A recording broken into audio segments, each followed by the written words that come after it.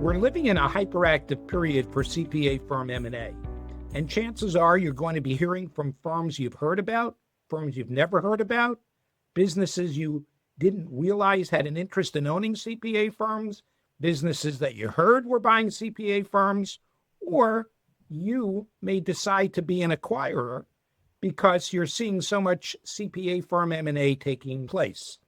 Whichever position at the table you are about to take, you're going to be asked to participate in a first merger meeting. And having sat through hundreds of first meetings, I can tell you that some go extremely well and some go extremely poorly. Whether you're really motivated to do a deal or you're motivated to learn about what a deal could be, it's in everybody's best interest to make an excellent first impression. And so I wanted to share with you my recommendation for the 5 imperatives that should drive your behavior at the first M&A meeting that you have with a party, no matter which side of the table you may be sitting on. The first and most critical recommendation I have is that you start out by making it personal. This business is a people business, and the parties are going to have to be able to work together. The tools may be very different, but the people part of the business will continue to live on. So it's important to understand what drives each of the parties. What is it in their family life, in their personal life, that is important to them? What is it that they are so proud of as it relates to their business? What worries them about their business? Where do they see the future of the profession? And what excites them about the profession?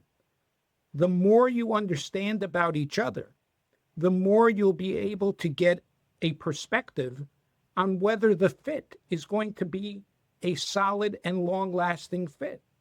All parties that enter into a negotiation understand that money matters, and all parties will expect money to be important. But the differentiator is going to be the culture and the entrepreneurial and operational connectivity. It's important in the first meeting to make the discussion in and around perspective and priorities the number one topic that you address. After that, I recommend that you go into data, but don't dig deep into data as it relates to profit margins and the average compensation of partners and what the potential deal terms would be. Go into data that profiles each of the firms, that makes people interested in how you are successful. Share the gross volume. Share the number of people that are in your organization. Talk about the production per full-time equivalent. Share information as it relates to percentage of revenue by service line. Indicate how much of your revenue comes from industry niche. Discuss your growth statistics. And share whatever the turnover statistics may be about personnel. This type of data provides both sides of the table with the ability to further assimilate the potential for common ground and where the intrigue and the excitement may come from. After the data, you need to discuss the synergies. Are the synergies going to be there on day one, or will it take some time? Will there be a dollar investment that's going to be required to enjoy the benefit of the synergies? And what kind of dollar return could be the potential for these particular synergies? All parties are coming to the table so that they can create better businesses. And these synergies open the pathway for determining how much better the business can be. After the synergies, you need to discuss the difficulties that may be in front of you. What challenges would exist as it relates to transition? What challenges would exist as it relates to retention of staff, retention of clients? What will the business community think?